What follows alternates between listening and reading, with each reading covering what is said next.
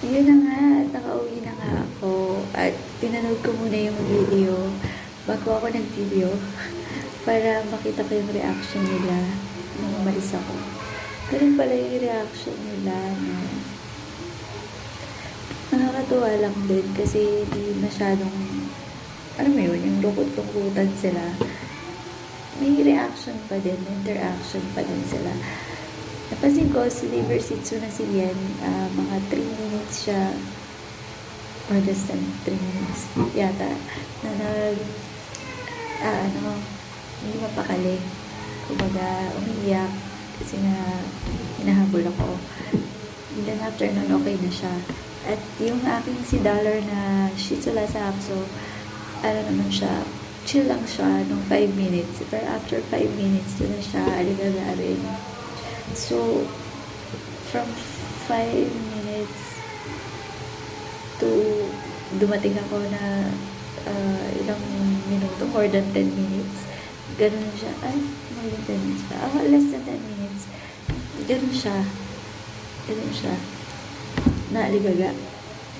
Kasi dumating ako. Tapos yan, mga bandang huli na rin, nadamay na rin.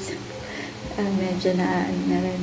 Pero, compare kay Dollar, mas medyo na-chillax si Yen.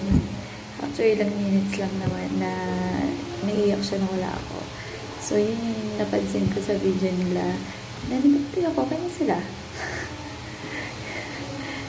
So, yun, hopefully,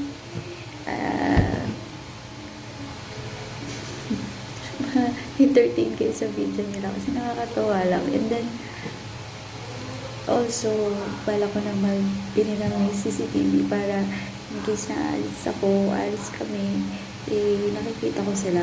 Hindi kasama o wala. Makikita ko yung ginagawa nila. Yan lang. Ayun pala nila, sakit talaga ng mga alaga ko. Worth it yung pagod ko araw-araw. Hindi biro mag-alaga ng aso. More than one. Actually, yung isa pa lang medyo nakakapagod eh. Kaya pag dalawa na sila, mas nakakapagod. Kaya kung gusto sa mga maraming aso, grabe, parang yung ginagawa nito. Ay, sobrang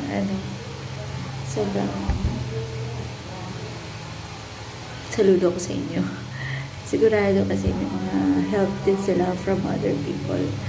Kaya ako lang talaga mag-isa, guys. Kaya sobrang minsan nakaka-stress na. Pero pag yung parang may stress ka daw sa sila, lalapit sila sa'yo sa halikan kanila, comfort kanila, mawawala yung stress mo, mawawala yung inis mo eh.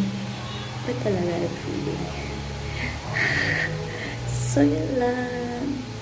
Hope nag-enjoy kayo sa clip nila na kahit ilang minutes lang. Nakakatuwa lang. At least may content na ako sa YouTube video. Sa YouTube channel ko. Kasi matagal ako hindi nag-upload. So, yun lang.